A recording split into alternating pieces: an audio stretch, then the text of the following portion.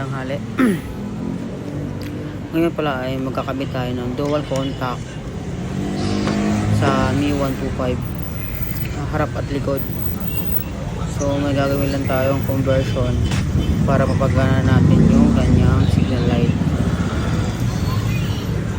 kasi hindi siya gumagana kapag hindi natin ginawa to, mag-hazard siya. So kailangan natin dalawang diode. Yan yung sa panel na gauge ng signal light. Ikakat lang natin yan, ganyan, kakat natin yan, tapos i-connect naman natin yung diode na parang ganyan. Kahit magkabaliktad, pwede mo yan.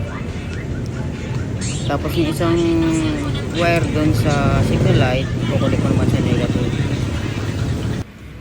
Parang ganyan po. Ngayon ang gagawin. Mayroong maliit na diode yan para hindi masyadong malaki. Yan kasi ang nabili ng customer natin, kaya yan ang nakabit ko. Diyan ko pala kinabit yung kanyang negative sa kanyang body ground. So ngayon, ito namang likod ay i-connect natin doon sa harap para magkaroon din siya ng on and off, kagaya nung nasa harap. Ayan, na-i-connect ko na siya. Tapos diyan ko sa ilalim pinadaan yung wire hanggang sa harap.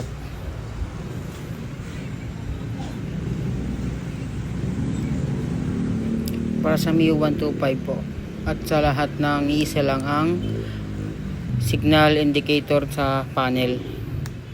Pagkadalawa kasi ang signal indicator niya, so pwede na hindi maglagay ng diode. Testing na po natin. Ayan, nailaw na po. Hindi na po siya nag-hazard.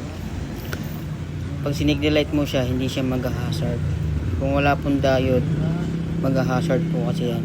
Kaya kailangan natin maglagay ng diode. So, andun nyo lang po yung video para mag-guide po kayo kung sakaling mag-DIY kayo.